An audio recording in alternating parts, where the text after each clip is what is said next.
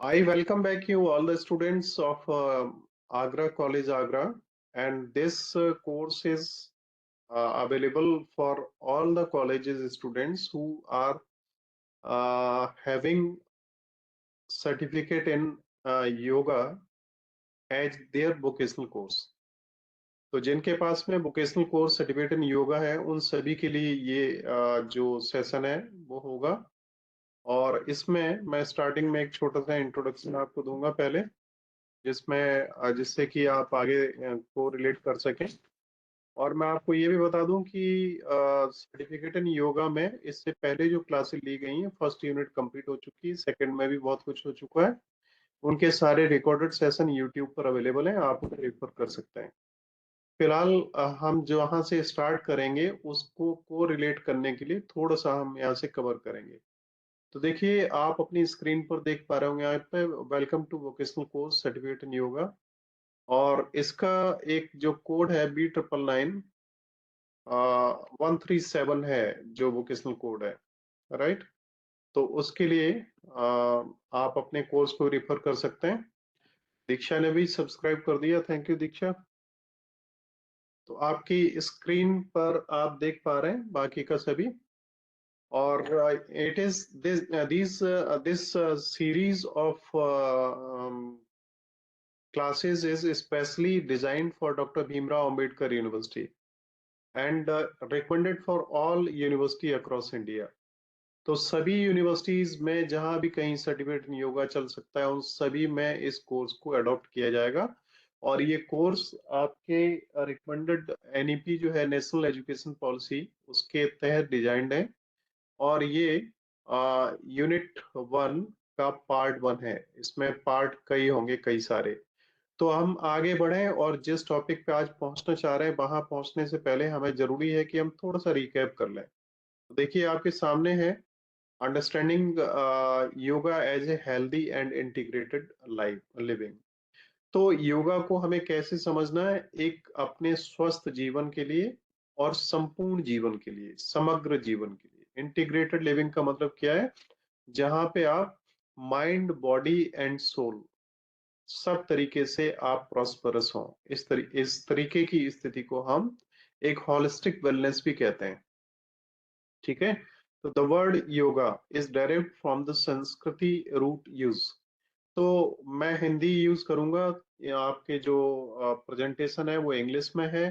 तो ये दोनों लोगों के लिए होगा, हिंदी और इंग्लिश के लिए। असाइनमेंट आप हिंदी इंग्लिश किसी में भी बना सकते हैं। क्वेश्चन आंसर्स जो एग्जामिनेशन में होंगे वो multiple choice, true and false वगैरह भी दोनों में होंगे, हिंदी और इंग्लिश में। तो उसकी आपको कोई प्रॉब्लम नहीं होगी। ठीक है। तो देखिए कि ये जो वर्ड है योगा, ये किससे लिया गया है, संस्कृति के वर्ड यूज से। और यूज का मतलब होता है टू ज्वाइन और टू योग, जोड़ना या यूनाइट करना, उन्हें संगठित करना। तो इसका मतलब क्या है, इंडिविजुअल। अब यहाँ से अंडरलाइन जो वर्ड्स हैं और बोल्ड होते हैं उन पे आपको थोड़ा सा ज्यादा ध्यान की जरूरत है। Thank you Sajan and all the students whose nice emojis I am getting here. Thank you all. आप समझने की तरफ थोड़ा सा ज्यादा ध्यान दीजिएगा। और केवल मेरे ख्याल में आप लोगों को समझ लेना ही काफी है, कोई रटने की जरूरत नहीं, कुछ याद करने की जरूरत नहीं, कुछ भी नहीं। केवल जिस समय आप हमें सुन रहे होते हैं, अच्छी तरीके से आप सुनिएगा। तो individual consciousness with that of the universal consciousness indicating a perfect harmony between the mind and body, man and nature. तो योगा क्या है, योगा एक ऐसा हमारी लाइफ का पार्ट है जो हमारे अपने व्यक्तित्व, अपने आप को एक कॉन्शियसनेस के लिए, सचेतनता के लिए जो है वो जरूरी है। इसके साथ ही हम सचेतन होंगे तो ये पूरा विश्व सचेतन होगा। हम जिस तरीके का व्यवहार करेंगे हमें रिटर्निंग में उसी तरीके का मिलेगा। और इससे क्या होगा, हमारे अपने आप में हमारा मन, हमारा शरीर और हमारी सोच बेहतर होगी। हम जिस तरीके का दुनिया को देंगे वैसा ही रिटर्न में हमें मिलेगा। हम अच्छा करेंगे, दुनिया हमारे प्रति अच्छा करेगी, पूरी दुनिया हमारे लिए बहुत बेहतर बन जाएगी और हमारा जीवन बहुत बेहतर होगा। योगा में योगक्षेम बहाम्यम और वसुधैव कुटुंबकम, ये हिंदुस्तान की जो देन है वर्ल्ड को, बहुत बड़ी देन है। और आप जानते हैं दुनिया में योगा हिंदुस्तान की बहुत बड़ी देन है। और योगा की जो उत्पत्ति है, देखिए अगर कोई क्वेश्चन आप लोग पूछना चाहें तो आप हैंड रेज करके पूछ सकते हैं। मैं आपको बिल्कुल मौका दूंगा बीच में जहां भी कोई जरूरत पड़ती है। तो बाकी के क्वेश्चन बीच बीच में भी अगर आप करेंगे तो मेरे को लगेंगे कोई रिलेवेंट क्वेश्चंस हैं तो मैं उनके आंसर दूंगा, अगर आप रिटर्न में भी करेंगे तो। ठीक है, मेरे पास आपके क्वेश्चंस रिफ्लेक्ट होते हैं। सेकंड में हम आगे बढ़ते हैं तो देखिए यहाँ पे अंडरस्टैंडिंग योगा में ही हम आगे चलते हैं। तो व्यायाम लभते स्वास्थ्यम दीर्घायुषम बलम सुखम आरोग्यम परम भाग्यम स्वास्थ्यम सर्वार्थ साधनम। ये संस्कृति से ही सब कुछ डेवलप हुआ है। जितने भी योग योग के नाम आप पढ़ेंगे उनका अर्थ सभी का संस्कृति में ही निकलेगा। तो यहाँ पे संस्कृति के इस जो जिसको श्लोक कहते हैं हम, उसका अर्थ क्या है? व्यायाम से स्वास्थ्य, लंबी आयु, बल और सुख की प्राप्ति होती है। निरोगी होना परम भाग्य है और स्वास्थ्य से अन्य सभी कार्य सिद्ध होते हैं। तो देखिए, बहुत धनवान हो, बहुत धनी हो आप, वो चीज अलग है। धन से आप शारीरिक स्वास्थ्य नहीं खरीद सकते, और स्वास्थ्य से ही सारे कार्य सिद्ध होते हैं। तो ये बड़ा इम्पोर्टेंट एक वो है जिसे आपको समझना चाहिए, है ना। एक श्लोक, दूसरा श्लोक है शरीरोपचय कांतिर गात्रणाम सुव्यक्तताम दीप्ताग्नि वत्सनालस्यम स्त्रीत्वम लागम मृजा। व्यायाम से शरीर बढ़ता है, शरीर की कांति व सुंदरता बढ़ती है, शरीर के सब अंग सुडौल होते हैं, पाचन शक्ति बढ़ती है, आलस से दूर भागता है, शरीर दृढ़ और हल्का होकर स्फूर्ति आती है, तीनों दोष की मृजा शुद्धि होती है। तो देखिए, अब योगा क्या है? आपके सब्जेक्ट में योगा को लिया गया है। आपको शायद नहीं पता है, आपने एनईपी को नहीं पढ़ा होगा। एनईपी का उद्देश्य अब आपको केवल जो ट्रेडिशनल कोर्सेज हैं उन्हीं को कंप्लीट करवाना नहीं है, आपका समग्र विकास करना है, कंप्लीट होलिस्टिक डेवलपमेंट करना है। तो जब तक आप सर से वो शरीर मन से और दिमाग से स्वस्थ नहीं होंगे, शरीर से स्वस्थ नहीं होंगे, तब तक आप एक अच्छे स्टूडेंट नहीं बन सकते। बीसीएस की क्लास आज नहीं लगेगी।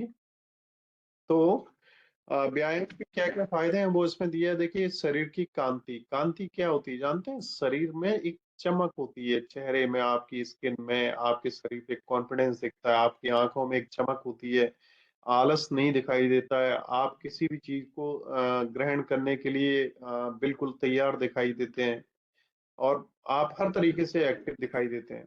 आप जो भी खाते हैं वो सही तरीके से पचता है, आपके शरीर को लगता है। ये सब चीजें योगा निर्धारित करता है। आप देखिए इसमें ऑब्जेक्टिव क्या है कोर्स का। कोर्स के ऑब्जेक्टिव में अगर आप देखें तो आपको ये कोर्स योगा ट्रेनर के रूप में तैयार कर सकता है। इसके साथ में ही आप योगा ट्रेनर बनने के साथ साथ आप अपने आप को स्वस्थ रख सकते हैं।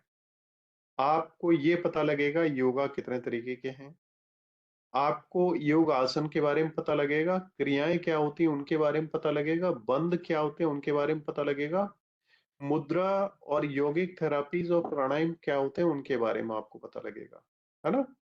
उसके साथ में देखिए, आप लोग एनोटेशन रिक्वेस्ट जो भेज रहे हैं ना माधव, ये एनोटेशन रिक्वेस्ट हम एक्सेप्ट करेंगे तभी होंगी, आप अदरवाइज इन्हें मत भेजिए। तो to enable students to prepare the yoga programme, तो ये इसके ऑब्जेक्टिव हैं सीखने के। ठीक है, आगे हम बढ़ते हैं। तो यहाँ से फिलॉसफी क्या है योगा की। अब ये आपका फर्स्ट चैप्टर था, फर्स्ट यूनिट था, जिसमें फिलॉसफी ऑफ योगा और योगिक साइंस और तमाम चीजों के बारे में बताया गया था। हम इसको छोड़ते हैं और इसको छोड़ के अब आगे वहां पहुंचेंगे जहां से हमें आज का कोर्स स्टार्ट करना है। और ये सारा जो कुछ बीच का पार्ट है, श्वेता, एग्जाम के बारे में बताया जाएगा, टेंशन मत लीजिए। आपको पता है कि पहले जब तक आपने पढ़ाई नहीं करी है और एग्जाम पहले करवा लिए जाए तो कोई फायदा नहीं है। बट मैं आपको बता दूं 15 अप्रैल तक लगभग एग्जाम हो जाएगा। ओके, तो मैं आगे बढ़ता हूँ तेजी के साथ में थोड़ा सा, जिससे सिलेबस भी हमें कवर करना है। तो देखिए, इतनी सारी स्लाइड्स हैं बीच में जिन्हें हम बाईपास करके आगे बढ़ रहे हैं। ये कोर्सेज लग चुके हैं सेकेंड यूनिट का। ये फर्स्ट सेशन जो था 7 जनवरी को लगा था 2024 में। उसके बाद में हम आगे और बढ़ते हैं। तो हम देखते हैं जहां से आज हमें स्टार्ट करना है वो क्या है। गरुणासन वगैरह ये हो चुके थे ऑलरेडी। और आगे जो हमें आज बढ़ना है, मैं देख रहा हूँ मत्स्येंद्र आसन अभी नहीं हुआ था, और पॉसिबली यहीं से स्टार्ट होगा। तो देखिए, आज 23/3/2024 है। ठीक है। तो आज हमारा ये सेशन रिज्यूम हो रहा है, रिकंटिन्यू हो रहा है जहां पे हम थे। ये हमारा 7वां सेशन है। ठीक। इससे पहले 6 सेशंस हो चुके हैं इस सेकेंड यूनिट के, जिनके सारे रिकॉर्डेड जो क्लासेस हैं वो पड़ी हुई हैं, उन्हें आप प्रिफर कर सकते हैं। ठीक। आगे बढ़ते हैं आज के इस सेशन में। मैं एक बार फिर आप सभी का स्वागत करूंगा जो भी स्टूडेंट इस सेशन को ज्वाइन कर रहे हैं, और वो स्टूडेंट जो आगे वीडियो सेशंस के थ्रू ज्वाइन करेंगे। आपको इस सब्जेक्ट को केवल इसलिए नहीं पढ़ना चाहिए कि आपको एग्जाम्स में नंबर अच्छे लाने हैं। आपके लिए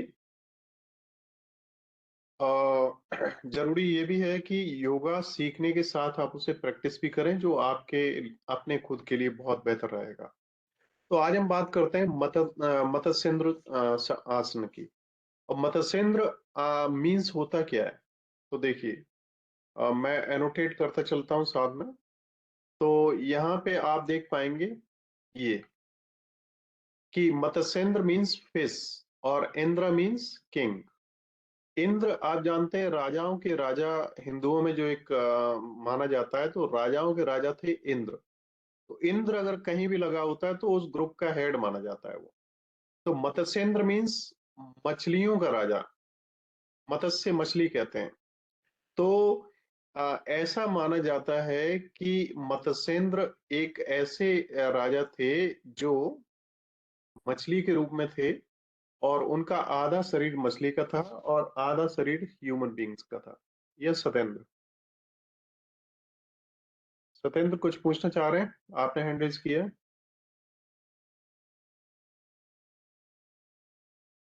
चलिए, हो सकता है गलती से भी हुआ हो या आप ट्रायल ले रहे हो। तो अगर कोई भी हैंड रेज करेगा, मेरे पास में आपका सिग्नल आता है। ठीक। तो देखिए, इसमें क्या है, it was named after yogi fish called Matsyendra who was transformed into human body by Lord Shiva. This asana is known for twisting and rotating the spine. ऐसा कहा जाता है कि भगवान शिव के वरदान से जो मत्स्येंद्र थे, जो मछली के रूप में थे, वो ह्यूमन बॉडी में टर्न अप हुए थे। अब मैं थोड़ा सा आगे और बढ़ता हूँ, और इस चीज को मैं थोड़ा सा और एक्सप्लोर करूंगा, तो आप उसे देख पाएंगे, तो आप कुछ चीजें और समझेंगे। यहाँ पे देखिए, फिलहाल कुछ चीजें हैं जो मैं आपको और बता रहा हूँ। एक तो यहाँ पे ये नेक्स्ट जो बॉक्स है, सॉरी, इसमें आप देखेंगे तो लिखा है Matsyendra also known as lord of the fishes pose is a yoga asana named after says Matsendra, who is believed to be the one of the first founder of Hatha Yoga. हठ योग है एक, जिसमें क्या होता है कि योगा के ही तमाम प्रारूप हैं, उसके ये जनक भी कहे जाते हैं, मत्स्येंद्र। तो मत्स्येंद्र के अलावा भी अगर आप पढ़ेंगे तो बाबा गोरखनाथ को भी हठ योग का फादर कहा जाता है। अब वास्तविकता क्या है, इसके बारे में आपको बहुत ज्यादा नहीं कह सकता। और ये जो थोड़ा सा मैं और बता दूं कि जैसे अभी हमारे यहाँ जो यूपी के चीफ मिनिस्टर हैं, आप जानते हैं, योगी आदित्यनाथ। तो आदित्यनाथ जो भी लोग हैं जिनके आगे नाथ जुड़ा होता है, और ये साधु लोग होते हैं, तो एक संप्रदाय है जो आ, इसी ग्रुप से जुड़ा हुआ है, और इसी परंपरा से ये लोग जुड़े हुए हैं।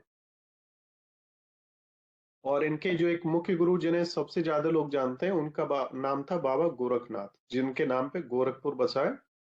और गोरखपुर में एक बहुत बड़ा मंदिर भी है, जहाँ के महंत इस समय भी चीफ मिनिस्टर जो अभी हैं योगी आदित्यनाथ जी हैं। तो मीनिंग ऑफ मत्स्येंद्र तो आपको पता लगी क्या? हम अगले की तरफ बढ़ते हैं। तो देखिए, आप इसमें मत्स्येंद्र में आप देखेंगे तो क्या करना है आपको, कैसे करना है, स्टेप्स इसके क्या होंगे। तो स्टेप्स में काफी गहराई से आपको सांस लेनी है, और आपको अपनी स्पाइन जो है ना उसको सीधा रखना है, इरेक्ट रखना है, और उसको खींचना है थोड़ा सा। आप एक चीज ध्यान रखिएगा, आसन, योग, प्राणायाम, बंद और यम वगैरह, इन सभी के अपने विशेष चीजें हैं, ये एक्सरसाइजेज नहीं है। एक्सरसाइज एक बिल्कुल अलग चीज है, और आसन बिल्कुल अलग चीज है, आप इन्हें इससे मत जोड़िएगा। वेस्टर्न कंट्रीज और तमाम देशों में जो करते हैं वो लोग एक्सरसाइज करते हैं, योग नहीं करते। योग का मतलब आप पढ़ चुके हैं, तीनों चीजों का, फिजिकल, मेंटल और स्पिरिचुअल, इनका कॉम्बिनेशन होता है। तो जब भी आप आसन करने के लिए बैठते हैं तो ध्यान को भी आप एकत्रित करते हैं, और मन को भी एकत्रित करते हैं, और पूरी तरीके से कंसंट्रेट करके करते हैं जो भी काम करते हैं। तो देखिए, सांस पे नियंत्रण एक बहुत इंपॉर्टेंट पार्ट होता है। ध्यान में तो सांस ही सबसे इंपॉर्टेंट होती है, इस चीज को आप ध्यान रखिए हमेशा। मेडिटेशन आपने कभी नहीं किया हो, आपको करना चाहिए। इस एज में अगर आप मेडिटेशन करेंगे तो आपके लिए बहुत ही हेल्पफुल रहेगा। आप जो चीज एक बार पढ़ लेंगे शायद दोबारा आपको पढ़ने की जरूरत नहीं पड़ेगी। दूसरा स्टेप देखिए, as you exhale twist your torso to the right, looking over your right shoulder, keep your chin parallel to floor. सांस का लेना, सांस का निकालना, ये पहली चीज है जिसपे आपको सबसे ज्यादा ध्यान देना है। अब यहाँ पे जो एक फिगर है इसको आप देखिए, ये मत्स्येंद्र आसन की एक फिगर है जिसमें आपको बैठा है, ये पैर है यहाँ पे, anchor down through bones in vertex. उसके बाद में left lower hand while pressing down through palm. ये स्टेप्स हैं, आप देखेंगे। मैं ज्यादा इन्हें एक्सप्लेन नहीं करूंगा, नहीं तो टाइम काफी लगेगा, क्योंकि काफी सिलेबस इसमें जो कवर करना है। सांस लेनी है, उस मुद्रा को लगभग आप 30 सेकंड तक से लेके 1 मिनट तक रोक के रखेंगे, और गहराई से सांस लेंगे। ठीक है। और ये ट्विस्ट पोजीशन जो है इसको मेंटेन करके रखेंगे। इसके बाद धीरे से आप उसको छोड़ेंगे, और फिर अपोजिट डायरेक्शन में दूसरा पैर नीचे होगा, जो ये पैर आपको देख रहा है, फिर ये नीचे होगा, चेहरा इस साइड में होगा, फिर इस चीज को आप रिपीट करेंगे। तो इस तरीके से मत्स्येंद्र आसन का जो स्टेप्स हैं वो होते हैं। अब इसके बेनिफिट्स देखिए क्या है। इससे आपका एक्स्ट्रा फैट लूज होगा, बॉडी आपकी ब्यूटीफुल बनेगी, आपका लीवर, स्प्लीन और पैनक्रियाज स्टिमुलेट होगा, आपको सांस से संबंधित अगर कोई दिक्कतें हैं तो उनमें आराम मिलेगा। लेकिन इसका मतलब ये नहीं कि सांस की बीमारी हो तो आप इसे करें। बीमारी की पोजीशन में आसन और योग वगैरह नहीं किए जाते हैं। कोई भी शरीर जिसमें कोई प्रॉब्लम है उससे संबंधित उन आसनों से फिर बचा जाता है, उसे ठीक होने के बाद में उन्हें करना चाहिए। It heels back pain, stress and headache. सिर में दर्द है, या तनाव है, या आपके बैक में पेन रहता है तो उसके लिए बेहतर है। It rejuvenates nervous system. आपका नर्वस सिस्टम अगर डिस्टर्ब है तो उसको भी ये दोबारा से ऊर्जा प्रदान करता है। नेक्स्ट देखिए, प्रिकॉशंस। मत्स्येंद्र आसन में किन किन चीजों का ध्यान रखना चाहिए? तो पहला है, अगर आपके स्पाइन, हिप्स, नीज या शोल्डर्स में किसी भी तरीके की कोई इंजरी है तो आप इस आसन को न करें। अगर सियाटिका, सैक्रोलिक जॉइंट्स या हायरेनेटेड डिस्क की कोई प्रॉब्लम है तो न करें। प्रेग्नेंट वुमेन्स को लगभग सारे आसन वर्जित होते हैं, और अगर करना होता है तो बड़ा माइल्डली और बहुत बिना किसी स्ट्रेस के दिए हुए करना चाहिए। अगर आपको किसी भी तरीके का घुटनों में, नीज में, हिप्स में, स्पाइन में या किसी भी तरीके की दर्द है तो आप इसे न करें, और करें तो बड़ा केयरफुली और कम करें, ज्यादा इस पे प्रेशर न दें। और आमतौर पे अगर ऐसी कोई दिक्कत हो तो किसी योगा टीचर या योगा इंस्ट्रक्टर या योगा जो डॉक्टर्स होते हैं उनसे या फिजियोथेरापिस्ट वगैरह से आप सलाह ले सकते हैं। नेक्स्ट आता है पश्चिमोत्तानासन। सभी शब्द जैसे मैंने बताया है योगा के सभी संस्कृति से ही लिए गए हैं। इस शब्द में भी अगर आप देखेंगे तो आपको पता लगेगा पश्चिमोत्तानासन, इसका मतलब होता है पश्चिम। तो पश्चिम का मतलब क्या है? पीछे की तरफ झुका हुआ। माइक्रोफोन जिनके भी ऑन है वो ऑफ कर लीजिए, अगर कुछ पूछना हो तभी ऑन रखिएगा बस।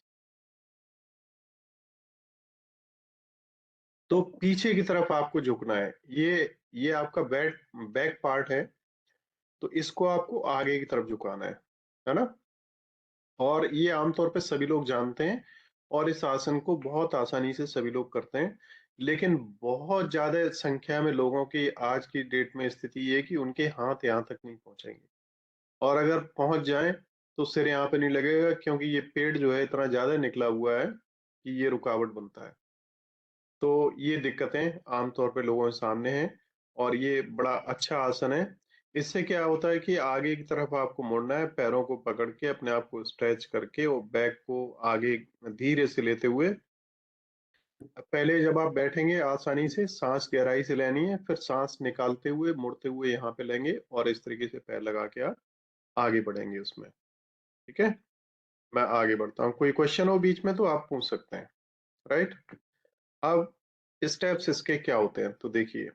पहला स्टेप है, आप इस तरीके से बैठ जाइए, अपने शरीर को थोड़ा सा स्ट्रेच कीजिए। और हर एक सिटिंग में, किसी भी सिटिंग में, योगा में, एक्सरसाइज में या मेडिटेशन में, सबसे ज्यादा इंपॉर्टेंट है कि जब आप बैठें तो आप बिल्कुल स्ट्रेट हों।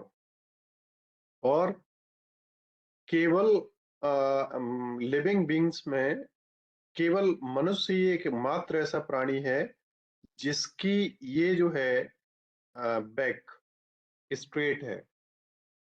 और यही चीज मनुष्य को अन्य जानवरों से डिफरेंट करती है। आप में से अगर कोई सोशोलॉजी के स्टूडेंट हैं तो आपको पता है एक बड़ा प्राइमरी और बहुत बिगिनिंग का एक स्टेटमेंट है कि the man is an born animal. The man is a born animal. मतलब पैदाइशी रूप से मनुष्य जो है वो एक जानवर है। ये आप लोगों ने पढ़ा है ना? किसी ने पढ़ा है? किसका स्टेटमेंट है ये? सोशियोलॉजी के अगर कोई स्टूडेंट हैं बीए के तो आपको पता होना चाहिए। कोई अगर बताना चाहता है तो बीच में आप बोल सकते हैं, मैं आगे बढ़ता हूँ। तो ये जो स्पाइन है ना, और ये आपका सिर है, इसके बीच में इसको हम अधिष्ठान चक्र बोलते हैं। और इसको एक सबसे ऊपरी जो चक्र होता है, इसमें हमारी बॉडी के जो स्पाइन है इसके बीच में 7 चक्र पाए जाते हैं। और हमारी एनर्जी जो है वो क्या करती है, इन चक्रों के थ्रू उठती है। हमारी एनर्जी इस तरीके से ऊपर उठती है। हम जिस चक्र को पार कर लेते हैं, यहां से चक्र स्टार्ट होते हैं। सबसे पहला चक्र हमारी नाभि के नीचे होता है, जिसे अधिष्ठान चक्र कहते हैं। तो हमारी एनर्जी, अगर हम पॉजिटिव उठ रहे हैं तो हमारी एनर्जी ऊपर की तरफ बढ़ती है। और अगर हमारे अंदर गलत प्रवृत्तियां हैं, बुरी आदतें डेवलप हो रही हैं, हम नशा तंबाकू और तमाम बुरी आदतों में पड़ रहे हैं, तो ये एनर्जी हमारी नीचे की तरफ जाती है। ये केवल ह्यूमन बीइंग्स में ही पॉसिबल है। और इसीलिए ह्यूमन बीइंग्स ही केवल एक ऐसे मात्र क्रिएचर हैं गॉड के कि जो गॉडनेस को प्राप्त कर सकते हैं, कोई जानवर नहीं कर सकता। और यही दिक्कत है कि आदमी न तो जानवर है और न भगवान है, इसीलिए सबसे ज्यादा दुखी है। आदमी भगवान बनने की कोशिश करता है, ऊपर उठना चाहता है, दिखना चाहता है लोगों को भगवान बनते हुए। लेकिन उसके अंदर ये क्षमता है, वो बन सकता है अगर चाहे। लेकिन वो दिखने के लिए ज्यादा करता है, वास्तव में कर्म कम करता है। तो इस दुविधा में वो पड़ के न भगवान बन पाता है न जानवर बन पाता है, और फिर वो दुखी होता है। टेंशन, एनजाइटी, डिप्रेशन, आत्महत्या, ये सब उसी के कारण होते हैं। देखिए, आपने कभी किसी जानवर को, किसी कुत्ते को, किसी भैंस को, किसी गधे को, किसी ऊंट को रोते हुए या हंसते हुए देखा, या उन्हें कभी डिप्रेशन में देखा? आप जानवर को रोज भूसा खिलाए जाओ, 1 महीने तक खिलाए जाओ, कोई असर नहीं पड़ेगा, वो खाता रहेगा, उसे कोई दिक्कत नहीं है। आदमी को 4 दिन तक एक ही सब्जी खिला लो, नहीं खिला सकते। तो है क्या, यही एक दिक्कत है। आदमी का जीवन इसीलिए सबसे श्रेष्ठ माना जाता है कि जो भगवान है वो भी आदमी के रूप में जन्म लेना चाहते हैं, क्योंकि आदमी में वो क्षमता है कि वो ऊपर उठ सकता है और नीचे से नीचे भी गिर सकता है, जानवरों से भी नीचे गिर सकता है। जानवर न किसी के साथ धोखा करते हैं, न छल फरेब करते हैं, न किसी का कुछ करते हैं, न किसी कुछ करते हैं। तो आदमी के अंदर वो सब कमियां भी हैं, अच्छाइयां भी हैं और बुराइयां भी हैं। तो हम इन अच्छाइयों को डेवलप करने के लिए योगा, प्राणायाम और ध्यान वगैरह का सबसे ज्यादा यूज करके अपनी पॉजिटिव एनर्जी को ऊपर उठा सकते हैं। ठीक है, कोई भी प्रश्न हो बीच में आप लोग पूछ सकते हैं मेरे से। देखिए, अब यहाँ पे हम क्या करते हैं, नेक्स्ट स्टेप में हम गहराई से सांस लेते हैं, हाथ ऊपर उठाते हैं और उसके साथ में इसको स्ट्रेच करते हैं, खींचते हैं इस पूरे पूरे के पूरे यहाँ से इस पार्ट। ठीक, उसके बाद में इसको बेंड करते हुए यहाँ पे लाते हैं। ये एक स्टेप है, इसे आप समझ रहे हैं। नेक्स्ट, इसके बेनिफिट्स क्या हैं पश्चिमोत्तान के? आपके दिमाग को शांति मिलती है, शरीर को आराम मिलता है, आपका फैट रिड्यूस होता है, नर्वस सिस्टम बेहतर बन जाता है, वो इससे पाचन से संबंधित अगर कोई दिक्कतें हैं तो वो बेहतर होती हैं, आपका शरीर में फ्लेक्सिबिलिटी आती है, आपका पेल्विक रीजन, ये रीजन देखिए जो है यहाँ पे हमारे एब्डोमेन से नीचे का ये रीजन, इसको इतने रीजन को पेल्विक रीजन, इस रीजन को कहा जाता है। इससे संबंधित जितने अंग हैं उन सभी को इससे बड़ा आराम मिलता है। कंड्यूसिव टू मेडिटेशन, आप अगर ध्यान में उतरना चाह रहे हैं तो उसके लिए बहुत सहायक है। कंट्रैक्टर्स फैटिग, आपकी थकान है उसको भी दूर करता है, और आपके शरीर के अन्य अंग जो हैं उनको भी टोन अप करता है, उनको भी हेल्प करता है, उनको भी तैयार करता है। ठीक है, तो ये पश्चिमोत्तानासन है। नेक्स्ट हम आगे बढ़ते हैं। नेक्स्ट अब हमारा पश्चिमोत्तान आसन में किन किन चीजों को ध्यान रखना चाहिए, वो ये है सियाटिका। अगर मतलब जो आसन करने जा रहे हैं उस आसन से संबंधित जो अंग प्रभावित होने वाले हैं उनमें अगर कोई दिक्कत है तो उन आसनों को नहीं करना चाहिए। कुछ चीजें और होती हैं, जैसे जिनका अगर ब्लड प्रेशर लो रहता है, ऐसे लोग अगर पश्चिमोत्तान आसन को करते हैं तो उनका ब्लड प्रेशर और भी कम हो सकता है, ऐसे में उन्हें चक्कर वगैरह आ सकते हैं और दिक्कत हो सकती है, इसलिए वो इस आसन को ज्यादा न करें। अगर आपको किसी भी तरीके डिस्कम्फर्ट या कोई प्रॉब्लम आती है तो आप उसे न करें, अपने योगासन टीचर या किसी और से मिलें तब आगे बढ़े। नेक्स्ट देखिए, नेक्स्ट आसन हमारा आता है उष्ट्रासन। उष्ट्र का मतलब आप लोग जानते हैं ना, किसे कहते हैं उष्ट्र? कोई बताएगा? सामने लिखा भी है, देखिए कैमल। पार्टिसिपेंट। यस, आप पार्टिसिपेंट बनिए, आंसर दिया करिए, बताइए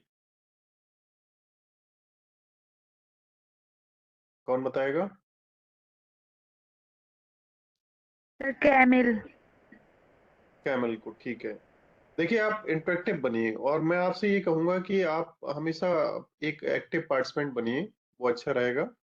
हमें भी अच्छा लगेगा कि आप मेरी बात को सुन रहे हैं, नहीं तो कहीं ऐसा तो नहीं कि दादी माँ की कहानियों की तरीके से आप ऑन करके सो जाए, है ना?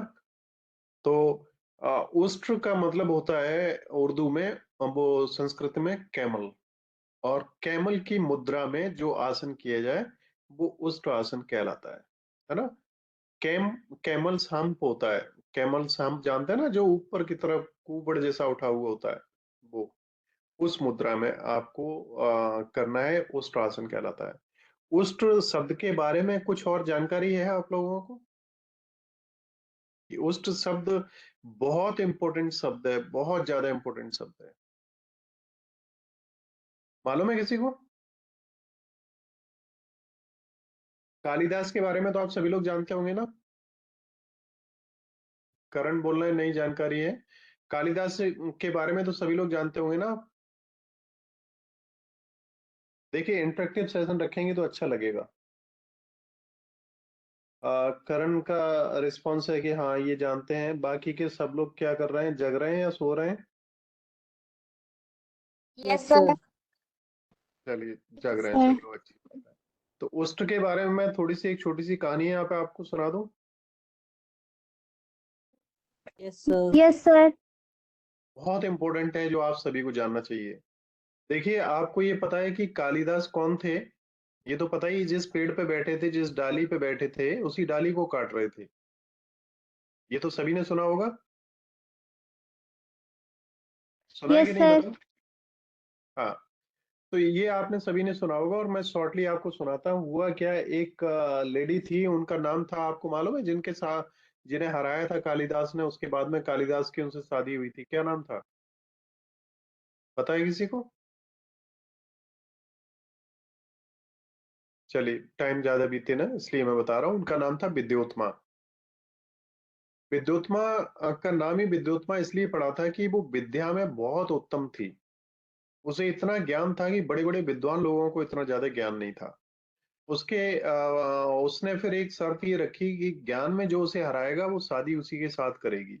शॉर्टली मैं आपसे बात कर रहा हूँ। तो ऐसा हुआ, बहुत सारे पंडित आए, बहुत सारे विद्वान लोग आए, जिनके साथ में शास्त्रार्थ हुआ, लेकिन कोई भी उन्हें हरा नहीं पाया। तो हुआ क्या अल्टीमेटली, एक बार तीन पंडित आए, उनके साथ शास्त्रार्थ हुआ और उन्हें पूरा विश्वास था कि वो तीनों उसे हरा देंगे। लेकिन वो बहुत बुरी तरीके से हार के वापस आए, बड़े अपमानित और लज्जित हुए। तो क्या हुआ कि जब वो वापस जा रहे थे तो वो थोड़े धूर्त किस्म के और थे। तो उनकी कोशिश ये थी कि हम किसी तरीके से विद्योत्मा की बड़ी बेइज्जती कर पाए, हमें कुछ ऐसा करना है। तो बाई चांस रास्ते में आते हुए उन्होंने देखा कि एक पेड़ पे एक आदमी ऐसा बैठा हुआ है जो उसी डाली को काट रहा है जिस पे बैठा है। उसे इतना भी ज्ञान नहीं कि डाली कटेगी तो वो गिरेगा और वो खुद भी चोट लगेगी या मरेगा। उन्होंने कहा इससे बड़ा बेवकूफ कोई नहीं हो सकता। उसको वो लेके उसे नीचे उतारा और उससे कहा कि तुम्हें एक जगह लेके चलना है जहां पे तुम आ, कुछ बोलोगे नहीं, हम ये कह देंगे हमारे गुरुजी हैं और ये मौन में रहते हैं, इस समय मौन इनका चल रहा है। ये शास्त्रार्थ करेंगे और सब कुछ किस में करेंगे, इशारों में। अब आप लोगों ने ये तो पढ़ा होगा कि उन्होंने, विद्योत्मा ने एक उंगली उठाई, फिर कालिदास ने दो उंगलियां करी। ये तो पढ़ा होगा ना, मालूम है ना सभी को। Yes sir.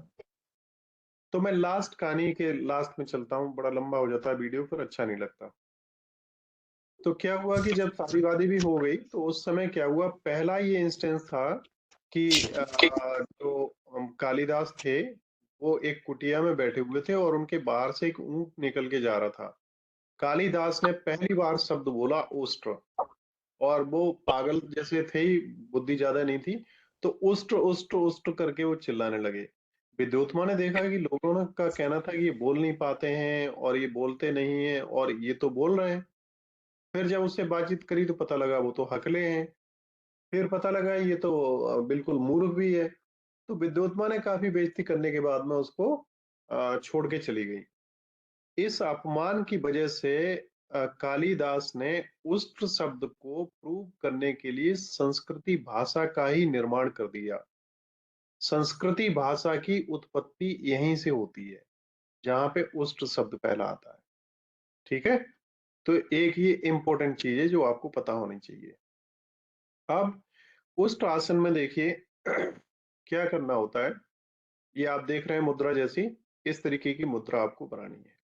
आगे मैं बढ़ता हूँ जिससे सिलेबस थोड़ा सा कवर हो पाए। हाउ इट इज प्रैक्टिस्ड, किस तरीके से हम उस आसन की प्रैक्टिस करते हैं। तो उसके लिए क्या करना है हमें, सबसे पहले begin by kneeling on the yoga mat with your knees hip width apart, ensuring your thighs are perpendicular to the floor। इस तरीके से आपको बैठ जाना है और बैठ के इस तरीके से इसको उठाना है, अपने शरीर को, और यहाँ से झुका के, जैसा चित्र में दिख रहा है, ज्यादा बताने की जरूरत नहीं है, बस इसी तरीके से करना है। सबसे पहले क्या करना है, पहले आपको एक गहरी सांस लेनी है, फिर सांस छोड़ते हुए बैठ जाना है। हमेशा ध्यान रखिए जब स्ट्रेच होगा बॉडी तो सांस छोड़नी है, और जब रिलैक्स वो ऊपर ले जाना है तो सांस गहरी लेनी है, सांस निकालते हुए जाना है, फिर छोड़ना है, तो फिर सांस लेनी है। आगे हम बढ़ते हैं। इस तरीके की स्थिति में 15 से 30 सेकंड तक आपको रहना है, और अगर जरूरत है इस बीच में पड़ती तो आसानी से धीरे धीरे सांस लें, और उसके बाद में आसानी से वापस अपनी स्थिति में आ जाएं। और ये आसन करने के बाद में आप बाल आसन का प्रयोग करें। बाल आसन क्या है? जैसे एक बालक होता है ना, बड़ा फ्री होके किधर करवट लेना है, कैसे लेटना है, क्या करना है, कोई नियम नहीं है उसका। या कॉर्स पोज, सब आसन, जैसे मरा हुआ व्यक्ति पड़ा होता है, कोई चलन नहीं, कोई ध्यान नहीं, कोई सोच नहीं, कोई दिमाग में विचार नहीं, जैसे पढ़े वैसे पढ़े, उसका यूज करना है। नेक्स्ट है धनुरासन। तो धनुरासन आप देख ही रहे हैं, धनुर भी शब्द जो है धनु से लिया गया है, और उर्दू में वो, सॉरी, संस्कृत में ही उसका शब्द है वो, जिसे इंग्लिश में वो कहते हैं, मतलब धनुष। धनुष बाण आप सभी ने यूज किया है। आप जानते हैं अर्जुन का जो धनुष था उसको गांडीव कहते थे। तो धनुष से आप सभी लोग परिचित हैं। इसमें आपका क्या है ना, जो टॉर्सो है, ये जो धड़ है शरीर का, ये पार्ट, इस धड़ को, कार्तिक गोयल, आप सब लोग असाइनमेंट के लिए बहुत परेशान है, आप मत परेशान होइए, 2-3 दिन और वेट करिए, सब कुछ होगा। लेकिन मेरे को लगता है इस एनईपी में सबसे ज्यादा स्ट्रेस असाइनमेंट पे ही है, इसके अलावा पढ़ाई में बहुत ज्यादा नहीं है। मत परेशान होइए कतई, सब कुछ होगा। थोड़ा बहुत पढ़ लीजिए उसके बाद। तो लेट के आपको क्या करना है, इसको, आपका टॉर्सो जमीन से लगा हुआ रहना चाहिए। आप अपने इनको पंजों को पकड़ के उंगलियों से, यहाँ से पकड़ सकते हैं, यहाँ से, क्योंकि शुरुआती दौर में आप इस तरीके से नहीं कर पाएंगे। ऐसे कर लें तो ऐसे कर लें, जिस सर तरीके आवाज से। आपकी रुक रुक कर आ रही है इधर। आपके नेटवर्क में प्रॉब्लम होगी, बाकी के लोग सुन पा रहे होंगे। बाकी लोग सुन पा रहे हैं? नहीं सर, Yes, आवाज sir. सही आ रही है। तो कुछ लोगों को सही नहीं आ रही होगी, कुछ लोगों को आ रही होगी। नहीं अगर आ रही है तो आप इस वीडियो को दोबारा से देख लीजिएगा, ठीक है? रिकॉर्डिंग में होगा, आपको मिल जाएगा, कोई प्रॉब्लम नहीं। कुछ एक में नेटवर्क की दिक्कत हो जाती है। हम लोग आगे बढ़ते हैं। देखिए अब इसके स्टेप्स क्या है, इसको कैसे हम प्रैक्टिस करें। तो इसकी प्रैक्टिस के लिए सबसे पहले आप इस तरीके से लेट जाइए आराम से, फर्स्ट स्टेप। सेकेंड स्टेप में आप अपने पैर ऊपर उठाइए। थर्ड स्टेप में हाथों से पैरों को पकड़िए। और फोर्थ स्टेप में आप अपने इस पार्ट को भी, चेस्ट वाला जो रीजन है उसको भी ऊपर उठाइए, और सिर भी ऊपर उठाइए, और आंखों से किसी दूर वाले ऑब्जेक्ट को गहराई से देखिए। गेजिंग जिसे कहते हैं ना, नजर गड़ा के दूर कहीं स्थान पे देखना। और जब आप यहाँ से ऊपर उठा रहे हैं इस शरीर को, धड़ को, उस समय गहरी सांस लेनी है आप, ठीक है? और फिर जब नीचे आएंगे तो सांस को छोड़ते हुए आएंगे। ये धनुरासन है। इसके बाद नेक्स्ट है, इसे 15 से 30 सेकंड तक आपको रखना है, और उस बीच में अगर आपको सांस की जरूरत पड़े तो आसानी से आप लीजिए, अदरवाइज रोकने की कोशिश करिए। बेनिफिट्स क्या है? आपको बैक और पेट से संबंधित जो मसल्स हैं उन्हें आराम मिलेगा। रिप्रोडक्टिव ऑर्गन्स जो हैं उन सभी को वो स्टिमुलेट होंगे। चेस्ट में, नेक में या शोल्डर्स में कोई प्रॉब्लम है उन्हें आराम मिलेगा। आपके पैर की हड्डियां और जो आर्म्स की मसल्स हैं उन्हें आराम मिलेगा। और आपके बैक में कोई दिक्कत है उसको आराम मिलेगा। थकान होता है उसे आराम मिलेगा। पेट से संबंधित दिक्कतें हैं उन सभी को आराम मिलेगा। और इसके साथ ही आपकी किडनी के डिसऑर्डर्स हैं उनको भी आराम देगा। एक चीज मैं आपको थोड़ा सा, अगला जो आसन है ये पर्वत आसन, इसको स्टार्ट करने से पहले यहाँ पे एक चीज बताऊं। आप सभी जानते हैं कि ये जो प्रॉब्लम है डायबिटीज और हाई बीपी की, ये बहुत ज्यादा है, मानते हैं आप सभी लोग? रिस्पॉन्स आपकी चाहिए मेरे को, मानते हैं ना? काजल मानते हैं? और स्टूडेंट है आपसे, क्या है, व्योम है, गौरव है, आप सभी लोग जानते हैं, जैनब है, अंजलि है, योगेश है, राइट, मनी है। तो आप सभी लोग अटेंटिव हैं, आप सब लोग अच्छी तरीके से ध्यान दे रहे हैं मेरी बात को। तो यहाँ पे मैं आपसे एक चीज कहूंगा और आप उस पर थोड़ी सी रिसर्च करिएगा। आप मतलब बड़ा विचित्र है, लेकिन ये बहुत बड़ी रिसर्च है और बहुत अच्छी रिसर्च है। पता है क्या, टेलर जो होते हैं, जो कपड़े सिलते हैं, उन लोगों को डायबिटीज नहीं होती। आपको कुछ विचित्र लगेगा ये? कोई टेलर अगर हो, आपके जानने वाले हो, आप उनसे पूछना किसी को डायबिटीज है, उनके घर में और लोगों को डायबिटीज हो सकती है, लेकिन जो टेलरिंग का काम कर रहा होगा उसे डायबिटीज नहीं होगी। आप बताइए ऐसा क्यों? मालूम है? नहीं सर। आप नहीं सर। टेलर टेलर अगर है और उसे डायबिटीज या हाई बीपी या बीपी की प्रॉब्लम है भी, तो उस टेलर को होगी जिसने अपनी सिलाई मशीन में वो मशीन लगा रखी है बिजली से चलने वाली। लेकिन पैरों से जो मशीन को चला के सिलाई करते हैं, उन्हें किसी को भी डायबिटीज मिलेगी नहीं, आप खूब ढूंढ लेना। इसका अर्थ क्या हुआ? हमारे पैर की जो नीचे वाले घुटनों से नीचे की जो मसल्स हैं, वो अगर एक्टिव होती रहें, तो हमारे शरीर का पेनक्रियाज, जिसमें इंसुलिन बनता है बीटा सेल्स में, आपको मालूम है ना, बीटा सेल्स होता है पेनक्रियाज में, उनमें इंसुलिन एक हार्मोन होता है जो बनता है, उसे स्टिमुलेट करती हैं हमारी मसल्स और नर्व्स यहाँ की। तो आप क्या करें, अगर किसी को प्रॉब्लम है, जैसे आप देखिए कभी आपकी नाक बंद हो रही हो, शरीर की मसल्स में टेंशन ज्यादा हो, आप चेयर पे बैठ के या जमीन पे बैठ के पैरों को जैसे टेलर चलाते हैं ना मशीन को, ऐसे आप करिए, तो आपको तुरंत आराम मिलेगा। और इस पे आप ध्यान दीजिएगा जो मैं कह रहा हूँ। नेक्स्ट मैं आगे बढ़ता हूँ। मैं आगे बढ़ता हूँ। पर्वतासन। तो ये सब चीजें आपको मालूम है संस्कृति से लिए गए हैं। और पर्वत का मतलब ही होता है कि नीचे चौड़ा और ऊपर पतला होता चला जाता है, शिखर बनता है। तो हमें इस तरीके से होना है। और ये मुद्रा पर्वतासन से रिलेटेड है, आप जानते हैं। पर्वतासन में कुछ बताने की जरूरत ही नहीं है, आपको सामने दिखाई दे रहा है। आसन और भी बहुत सारे हैं। आपको क्या करना है, हमेशा ध्यान रखिए, जब बैठेंगे तो सबसे पहले, कोई भी आसन करने से पहले आपको बॉडी को वार्म अप करना है। एकदम कोई आसन नहीं करना है, थोड़ा सा जंप अप करिए, थोड़ा सा हाथ हिलाइए डुलाइए, थोड़ा सा शरीर का मतलब बीपी थोड़ा सा बढ़ जाए, उसके बाद में आसनों को करिए। और उसके बाद में आसन में हमेशा ध्यान रखिए कि जब आपको कोई स्ट्रेच बॉडी पे आने वाला हो, तो सांस छोड़नी है और सांस गहराई से अंदर लेनी है। इन चीजों को ध्यान रखना है। तो आप, और सबसे पहले जब बैठेंगे तो पूरे शरीर को बिल्कुल ढीला छोड़ देना है। और आंखें बंद करके अगर आप अनुभव करेंगे, आप पूरे शरीर को धीरे धीरे ढीला छोड़ें, तो आपको बड़ा आनंद आएगा और बड़ा अलग अनुभव होगा। फिलहाल हम आगे बढ़ते हैं। इसके स्टेप देखिए क्या करना है। Being while standing tall with your feet together or hip width apart depending on your comfort।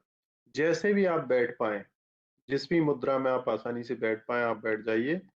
अपने आर्म्स को, पाम्स को और चेहरे को इनवर्ट रखना है, रिलैक्स रखना है। गहराई से सांस लीजिए, अपने हाथ ऊपर उठाइए और ऊपर छत की तरफ हाथों को उठाना है। अपनी स्पाइन को जितना एक्सटेंड कर सकते हैं, खींच सकते हैं, उतना खींचिए ऊपर की तरफ। उसके बाद में आप क्या करना है, press your feet firmly into the ground activating your leg muscles. पैरों को नीचे की तरफ और यहां से ऊपर की तरफ। मैंने आपको शुरू में ही बताया कि आपको एनर्जी को कहाँ ले जाना है, ऊपर। तो इससे आपके शरीर की सारी मसल्स में खिंचाव होगा। 15 से 30 सेकंड तक इसको रखना है। और गहराई से सांस लेके इसको जब तक आप स्थिर रह पाए तब तक आपको रखना है। और फिर जब आप इस आसन में आपको लगे कि अब आपकी सांस नहीं रुक पा रही है, तो धीरे से सांस छोड़ना शुरू करें, वैसे ही शरीर को ढीले करते जाएं और हाथों को नीचे लाके छोड़ दें। बस इतना सा है। अब इसके बेनिफिट्स क्या है, देखो। इससे एक तो आपकी स्पाइन जो होगी ना, वो सीधी रहेगी। और आप कभी भी अगर बैठे भी, क्लासरूम में भी बैठे, कुछ भी करें, तो आप कोशिश ये करें आपकी रीढ़ की हड्डी सीधी रहे। और रीढ़ की हड्डी जितनी सीधी रहेगी, आपका मानसिक संतुलन और आपका पूरा शरीर उतना ही बेहतर डेवलप होगा। आपकी लेग्स, एंकल्स और मसल्स को आराम मिलेगा, आपकी बॉडी का अलाइनमेंट बेहतर होगा, आपको टेंशन कम होगा, नेक और अपर पार्ट्स में जो भी अगर कोई दिक्कत है तो उनको आराम मिलेगा, आपकी सांस से संबंधित दिक्कतें दूर होंगी और आप जो भी काम करेंगे पूरे मन से कर पाएंगे, उसमें आपका पूरा अटेंशन होगा। अब नेक्स्ट है बकासनम, इसे क्रेन पोज भी कहते हैं। देखो सारस की तरह से। वैसे बक जो है ना वो संस्कृति में कौए को कहते हैं, क्रो को। ये यहाँ पे देखो दिया हुआ है, क्रो या क्रेन। तो अब हालांकि होता ये है कि संस्कृति ही वर्ल्ड की एक ऐसी भाषा है जिसमें एक शब्द का एक ही अर्थ होता है, एक से ज्यादा अर्थ नहीं होते। और इंग्लिश एक ऐसी घटिया भाषा है जिसके एक शब्द के 15, 20, 25 तक अन्य अर्थ हो सकते हैं। तो इसका मतलब क्रेन नहीं है, वास्तव में बक ही है, क्रो ही है। तो आपको अपने दो पैरों, इन पे, हाथों पे, इनके पंजों पे खड़े होना है, ठीक है। काक भी कहते हैं, काक चेष्टा, तो सही है आपका कहना। तो यहाँ पे इस तरीके से इस आसन में आपको आना है, ठीक है ना। मैं आगे बढ़ता हूँ। देखिए मुद्रा कैसे करनी है इसमें। अब दो हाथों से आप एक बारी में तो खड़े हो नहीं पाएंगे, तो इसके लिए सबसे अच्छा तरीका देखो यहाँ पे स्टेप्स दिए गए हैं, ये आप इस तरीके से करें। तो रोजाना आप आराम से इस मुद्रा में बैठे पहले, ठीक है। दूसरी मुद्रा अब यहाँ से स्टार्ट करनी है। फर्स्ट में ऐसे करके आप पहले एक पैर उठाने की कोशिश करें। यहाँ पे आप कुछ रख लें अपने गर्दन पे सपोर्ट के लिए, दोनों पैर फिर इतने करने की कोशिश करें। और फिर आप तीसरे में यहाँ का सपोर्ट लेने की बजाय, चेस्ट का सपोर्ट लेने की बजाय हेड का सपोर्ट लें। चौथे में फिर आप इन पैरों को उठाने के लिए अब यहाँ के सपोर्ट की बजाय इसका सपोर्ट लें और धीरे धीरे आप इस पोजीशन में आ जाएंगे, है ना। तो ये है बकासन। तो आप क्या करेंगे, इन्हीं स्थितियों का प्रयोग करेंगे, बाकी की जो इंस्ट्रक्शंस हैं उनका कोई खास महत्व तो इसमें नहीं है। आप इस तरीके से किसी भी सपोर्टिंग चीज का हाथ लेके और इसे आगे बढ़ा सकते हैं, ठीक है। आगे देखिए, engage your core muscles and lean your weight forward, shifting onto your hands। तो वही है, अपने हाथों की तरफ आपको धीरे धीरे वजन बढ़ाना है और सब कुछ यहाँ पे ले आना है। तो इसके बेनिफिट्स क्या है। बेनिफिट्स में देखिए, आपको पता ही है, अगर आप ये कर लेते हैं तो आपके हाथों में दिमाग का कंसंट्रेशन, पूरे शरीर की मसल्स, माइक्रोफोन ऑफ कर लीजिए जिनका भी ऑन है, अपर बैक और आपके ग्रोइंस, आपके जो ये गर्दन वगैरह है ना, इन सभी को इससे आराम मिलेगा काफी। और इसके बाद में प्रिकॉशंस क्या है, अगर आपकी कलाई में, हाथ की कलाई में या एल्बो इनमें या शोल्डर्स में किसी भी तरीके की दिक्कत है तो आप इसे मत करिए, ठीक है। और individuals with high blood pressure की दिक्कत हो या हार्ट कंडीशंस आपकी बेहतर ना हो या प्रेग्नेंट वुमेन्स हो, और इस तरीके के लोग इसे न करें। और ध्यान रखें, इसमें अगर गलती आपने करी और इसके बल आप गिरे, सिर के बल, तो काफी चोट और दिक्कतें आ सकती हैं, इसलिए बहुत केयरफुली करने की जरूरत है।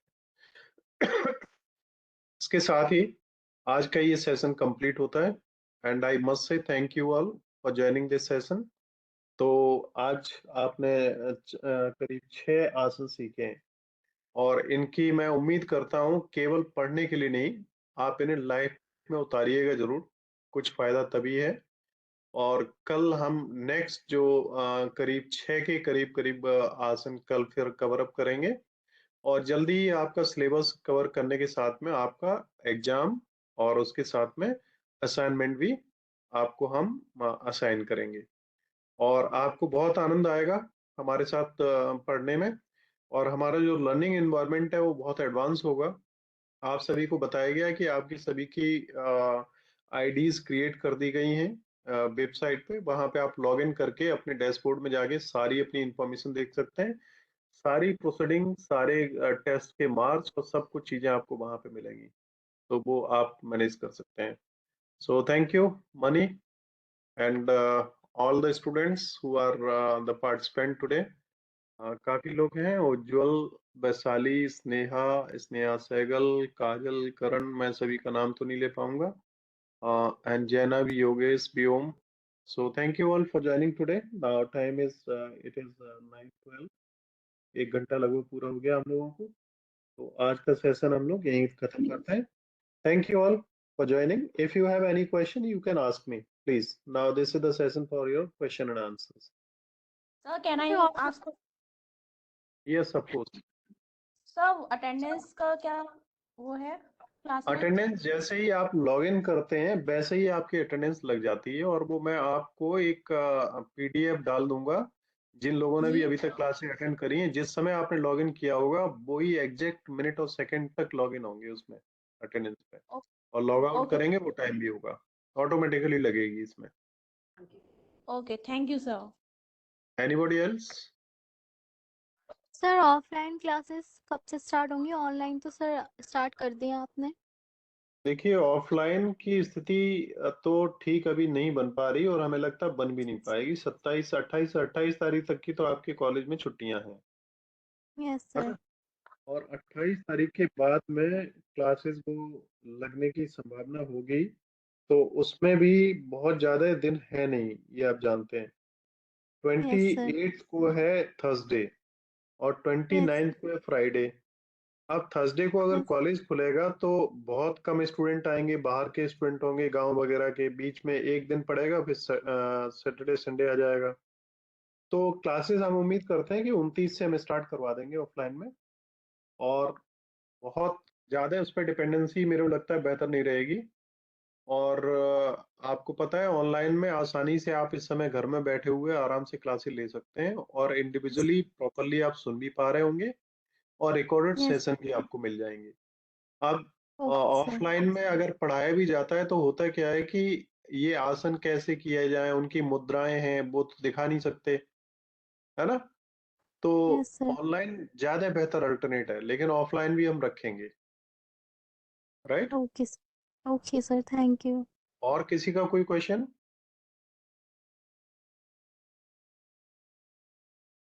योगा की बुक की आवश्यकता नहीं पड़ेगी करण, मैं नोट्स प्रोवाइड करूंगा कंप्लीट, इनके हिंदी में भी और इंग्लिश में भी. तो किसी का और कोई क्वेश्चन नहीं है तो हम लोग इस सेशन को यहाँ पे अभी खत्म करेंगे, और रिकॉर्डिंग मैं यहाँ से ऑफ कर रहा हूँ. So thank you once again to all of you, to the students who are joining this session. And I must say to you all कि आप सभी लोग, और भी जो आपके स्टूडेंट हैं उन्हें जिन्हें जानकारी नहीं है उन्हें इन्फॉर्म करिएगा. इसके साथ में सेकेंड एंड फोर्थ सेमेस्टर जो अभी स्टार्ट होगा उसमें भी जो योगा के स्टूडेंट हैं वो यहाँ से चाहें तो ज्वाइन कर सकते हैं. अदरवाइज उन्हें फर्स्ट सेशन से फिर भी क्लासेस उनकी अलग से ली जाएंगी. ठीक है? तो YouTube चैनल आप सभी को पता ही है, वहाँ पे आप पिछली क्लासेस उन्हें ले लीजिए, जिससे अभी आपके एग्जाम्स हम शेड्यूल करेंगे. तो यूनिट वाइज एग्जाम होंगे, जैसे इसमें 4-5 यूनिट है तो यूनिट वाइज एग्जाम होंगे, और उसके बाद में सब 2-2, 3-3 यूनिट के कंबाइन करके एग्जाम होंगे, और फिर पांचों यूनिट के एक साथ फाइनल एग्जाम होगा, और इनके मार्क्स फाइनल टेस्ट में आपके में जुड़ेंगे. इसलिए आप ध्यान दीजिए थोड़ा सा. ऑनलाइन एग्जामिनेशन सिस्टम हम 1-2-3 दिन में आपको डिलीवर कर देंगे पूरा. Okay, so thank you. We will meet you again on the same time tomorrow at 8 p.m. So thank you again. Bye.